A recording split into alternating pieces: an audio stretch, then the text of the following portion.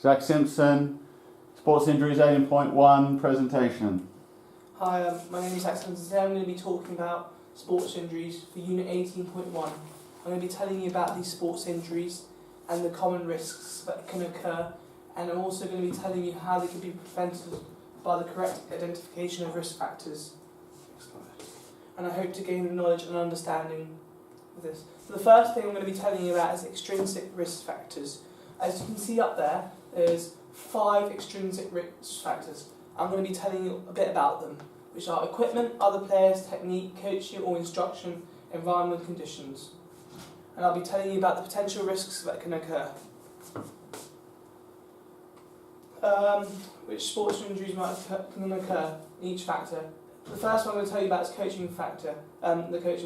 If bad coaching occurs, bad injuries can take place, such as sprained ankle, breaking bones, and other injuries that can hurt other players. So a coach needs to show the right techniques and coach in the correct manner at all times, or not, then this can lead to consequences and injuries can take place. The next thing is, when it comes to environmental factors, this can be a hazard to athletes as well. So if it's a bad day, a really extreme cold day, and a coach decides to take the players out when it's not in suitable conditions, then the potential injury that can occur is hypothermia. So a preventive measure would be not to go out in these conditions and to avoid this at all time to eliminate the risk of this taking place. Next thing I'm going to be telling you about is footwear. Footwear such as boots can cause injury. So for example, if I was going to play on a hockey AstroTurf, the correct footwear will be needed at all times, so I'd have to wear the suitable shoes needed for hockey, which would be the AstroTurf shoes. Or if I wore football boots, then this could cause injuries to other players and even potentially myself, because it can put injuries on it can cause shin splints and even sprained ankles. The safety hazard, I'm also going to be saying about safety hazards. Before you do safety hazards, you need to do a risk assessment at all time. It's crucial to maintain a healthy and safe environment at all time, because you want to minimise and eliminate injuries from taking place.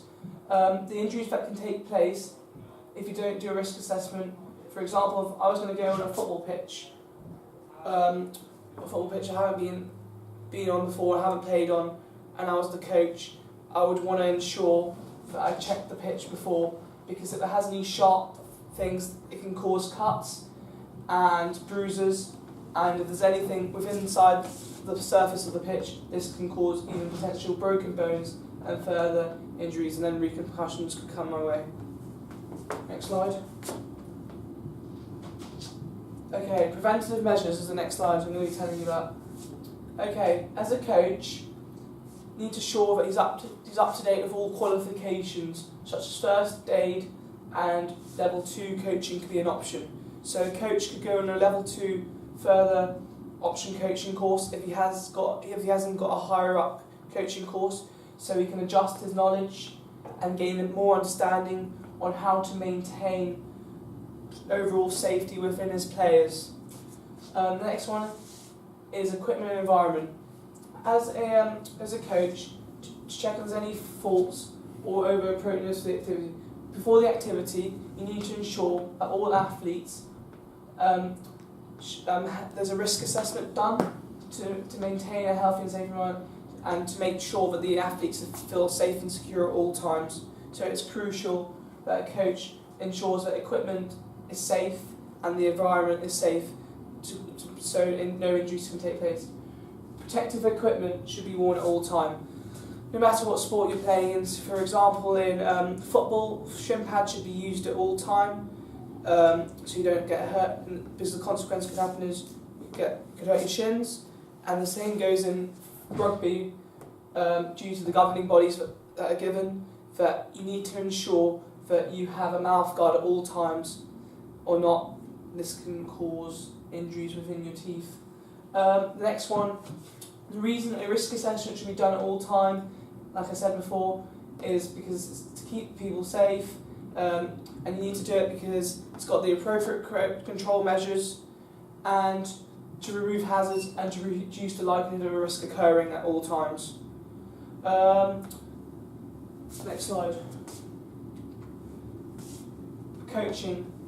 Poor coaching can be an issue nowadays because if you don't coach an individual appropriately and don't show the right coaching skills and don't show the right techniques, injuries can take place.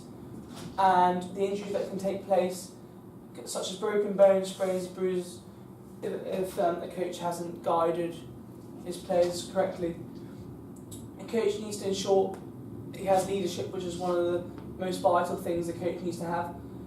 They will want to improve within their players, they will help them develop their strengths and improve the players' abilities. And also as a coach, you want to make sure that you adjust your coaching styles and your tactics and techniques so they suit the players and so it's fair. And also you'll need to ensure that you do this in the most appropriate, sensible manner as possible. A coach must abide by all rules at all time because he'll need to, this is part of his job, and he'll need to communicate in the right manner. And as a coach nowadays, there's a lot of responsibility, and you need to make sure that you also obey by the governing bodies. Because an example of this could be in hockey. If someone gets hit by the ball due to being too close to the player, this can be an issue, and this is something a coach will need to work on that particular player to show him what is needed to avoid an injury from taking place. A coach will also need to follow the rules given by the governing bodies. The measures that will reduce sport injury are making sure that all athletes know the rules of the game, and also you need to ensure that all athletes have the correct spatial awareness, and also within sport and any activity, warm up and cool down is crucial at all times. You want to do a warm up so you get your muscles going and warmed up. If you don't do a warm up, then you've got more chance of getting injury. So all body parts need to be warmed up in all physical activities, upper body and lower body. And then when it comes to a cool down, after a tough session or a light session, it's always crucial to do some sort of stretching, because if you've done an intense session, lactic acid can also build up, and you'll want to reduce this by stretching and doing a light cool down. So, some good points there. How will the coach know about the rules of the game? How can they ensure they learn that? Ensure the rules of the game? So that they understand the rules of the games and safe methods. They could go on a course and gain some more knowledge, and by gaining some more knowledge, then they can just further their general knowledge really. Yeah. Incorrect technique. Okay, as a coach, at all time, you need to ensure that your players have the correct technique at all time, no matter what you're using and what equipment you have. If you're lifting or handling equipment, a coach just needs to ensure that players don't have the correct technique, because if they get injured badly and the coach is not explaining properly, then this means the coach is not doing his duty of care correctly and is not showing enough responsibility within his role, and then actions can take place if injuries become serious. And also you need to make sure that injuries don't take place as a coach, and this is something they'll want to avoid at all times. Environmental factors. When it comes to environmental factors, a coach needs to take responsibility at all times. For example, if a sports pitch is wet or full of ice, a coach will need to make the right decisions. So decision making is crucial here, because he'll want to keep his players safe at all time and maintain a healthy, safe environment. For example, if the coach is coaching a session out on the pitch, the pitch is not suitable to play in, the coach needs to come up with a backup plan or not allow his players, and do something which will help his players rather than them getting injured. So that's something to prevent it from occurring. Decision making when it comes to a coach is because you need to ensure that you do the correct decision making, and you also need to involve that a risk assessment is also put in for the athletes, and obey all the rules by the governing bodies.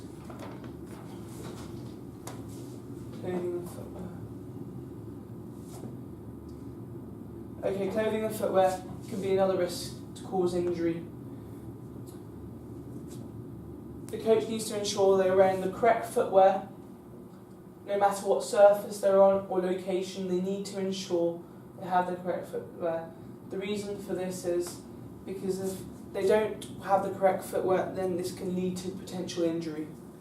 If a session is taking place on the astroturf, a coach will need to make sure, if there's a session of hockey, they have the correct shoes required for the astro. You'll need shin pads.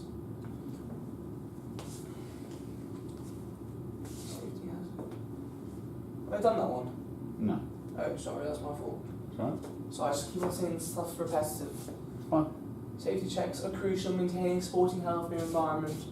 For example, in sport, if you're playing a match against the opposition, a referee also needs to ensure that the whole pitch is safe at all times, and will need to ensure that he's doing his job correctly and checking there's no dangerous objects on the pitch that could cause potential injury to players, and will need to make a decision and check that the surfaces are in an acceptable manner to play in. The reason why a referee has to do this is due to safety procedures, part of his job, and he needs to obey by the regulations and the governing body, which is known as the Football Association in England. And he will just need to check. The same goes to the coach. If he's running a session on a grass pitch surface, the coach will need to obey by the regulations also, because if not, then this can cause injuries such as cuts, bruises and sprained ankles, and even concussions potentially. Equipment checks are crucial, and maintaining the safety of players. For example, in football, a referee will need to check the equipment before the game to get the correct size. First aid equipment is crucial at all times, and also what is also crucial is for a coach to have a qualification within first aid to maintain the safety of their players within training or matches. So if one of their players, something goes really badly wrong on the day, and the coach has good knowledge on how to do first aid and how to generally carry out first aid, then this will prevent injuries from occurring and life-threatening injuries. Okay, so you've spoken a little bit, and that covers extrinsic, so that's fine. So just a quick question here with preventative measures. You've given me tons and tons of examples of sports injuries. You've given me lots of different ways of preventative measures. What would you say the coach, or looking at the environment and equipment, what would you say has a bigger responsibility for ensuring safety or reducing the impact of sports injuries? I'd say the coach. Okay, and how would that be? I'd say the coach has a major impact on reducing sports injuries. The reason for this is because a coach at all times needs to be responsible, because if he's running a session, he's going to be the one looking for the equipment and choosing the equipment, so he'll have to see if the equipment's appropriate for the usage of his athletes. Yeah. And for this, he will need to ensure that the equipment's up to date and it meets the risk assessment requirements and the governing bodies. Okay. Anything away from equipment for the coach? And how would he gain this knowledge? He'll gain this knowledge. To gain knowledge, he could go on a qualification to further his overall knowledge and get an overall understanding. But due to past experience, a coach should understand, due to it being qualified and having the experience, he should be able to know. Great, thank you. That's all right.